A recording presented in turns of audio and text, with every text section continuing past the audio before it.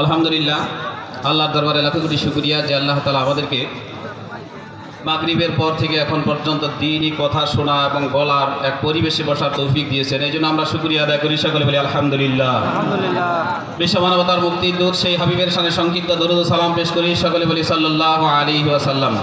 সম্মানিত হাজিরিন, এক দ্বীনি জলসা, দ্বীনি পরিবেশ যখন এই মানুষেরা দ্বীনি কথা শোনার জন্য একত্রিত হয়, চতুর্দিকে ফেরেশতারা তাদেরকে বেষ্টন করে রাখে। সুবহানাল্লাহ বিহামদিহি। কিছু ভাই দেখা যায় এলোমেলো ভাই অবস্থায় রয়েছে, রাস্তায় রয়েছে, দাঁড়িয়ে রয়েছে। সম্মানিত ভাইরা, আমি এই আজকের এই সিরাত মাহফিলের পক্ষ থেকে আপনাদেরকে উদাত্ত আহ্বান জানাবো, মাহফিলের এই শৃঙ্খলার স্বার্থে আপনারা প্যান্ডেলের ভিতরে বসে পড়েন, আপনারা আল্লাহ পাকের সেই রহমতের প্যান্ডেলের ভিতর বসে পড়েন। এই জন্য আমি আপনাদেরকে অনুরোধ জানাচ্ছি। সম্মানিত হাজিরিন, আজকে যদি আমরা দেখতাম এই অনুষ্ঠানের চতুর্পাশে ফেরেশতাগণ কিভাবে বসে রয়েছে, যদি আজকে আমরা দেখতে পাইতাম তাহলে পাগলের মতো ছোটাছুটি করে আসে বসতাম। কিন্তু দেখতে না পারার কারণেই আজকে আমাদের এই অবস্থা। না দেখেই যারা বিশ্বাস করে এই জায়গায় বসে পড়েছে তারাই তো সৌভাগ্যবান। এজন্য বলেন যে আল্লাহর প্রতি আমরা ঈমান এনেছি, তো না দেখে ঈমান এনেছি। আল্লাহকে দেখা যায় না। সম্মানিত হাজিরিন, যে জিনিস দেখা যায় না ওইটার নাম হলো ঈমান, আর যে জিনিস দেখা যায় এইটার নাম ঈমান নাই। আজকে যদি এই আলোচনার মধ্যে, এই জনসভার মধ্যে কিছু দেওয়া যাইত, কিছু পুরস্কার সাথে সাথে দেওয়া যাইত, মানুষ দেখে পাগল হয়ে আসতো। কিন্তু যেটা দেখা যায় না, যার কারণে মানুষ আসতে না। আজকে যদি বুঝতে পারতো আজকের কি পুরস্কার এই জায়গার মধ্যে আলোচনা শুনলে শেষ পর্যন্ত থাকলে, তাহলে মানুষ দৌড়াদৌড়ি করে ছুটে আসতো। একটা উদাহরণ দিলে আপনারা পরিষ্কার বুঝবেন। আসমান চতুর্দিকে পড়ে গেছে, আপনারা কি মনে করেন? আসমানটা যদি লক্ষ্য করি চতুর্দিকে পড়ে গেছে, আপনারা কিন্তু বিশ্বাস করবেন না? করবেন না? যদি বলি যে দেখে, আপনারা দেখেন চতুর্দিকে তো তাই দেখা যায়, যেখানেই দেখবেন সেখানেই পড়ে গেছে, মনে হয় আমরা শুধু মাঝখানে দাঁড় হয়ে আছি।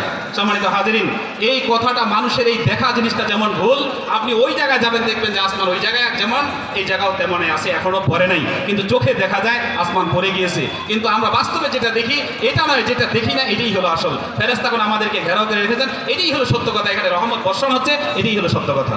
সম্মানিত হাজিরিন, সময় একেবারে নেই, আমরা আজকে মেহমানদের কথা শুনবো একেবারে 5 মিনিট সময়, তার মধ্যে একটা মেসেজ শুধু দিই।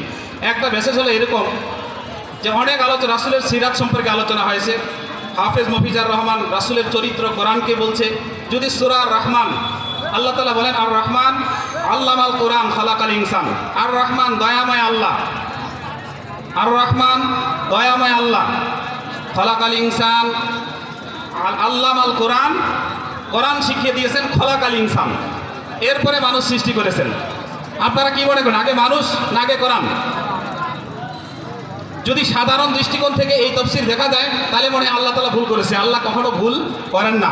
এটার একটি উদাহরণ দিয়ে বোঝা যায় যে আল্লাহ রাব্বুল আলামিন পৃথিবীতে মানুষ যখন পাঠায়, আপনার আমার সন্তান যখন হয় 5 বছর 6 বছর 7 বছর বয়স যখন হয়ে যায়, এরপর এই সন্তানকে আমরা হুজুরের কাছে নিয়ে যাই, বলে হুজুর এই সন্তানটা আমার, এটা মানুষ করার দায়িত্ব আপনার।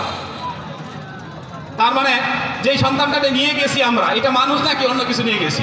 এটাও তো মানুষ। তার মানে এখান থেকে বোঝা যায় খুব সংক্ষেপে, কোরআনের জ্ঞান যতক্ষণ পর্যন্ত কেউ অর্জন না করবে ততক্ষণ পর্যন্ত সে পরিপূর্ণ মানুষ হতে পারে না। এই জন্যই রাসূল আকরাম সাল্লাল্লাহু আলাইহি ওয়াসাল্লামের সমস্ত জীবনী হলো এই কোরআনের মধ্যে, সমস্ত জীবনী। সম্মানিত হাজিরিন, আরেকটা মেসেজ আপনাদেরকে দিব যে আল্লাহ রাব্বুল আলামিনকে আমরা না দেখে বিশ্বাস করেছি।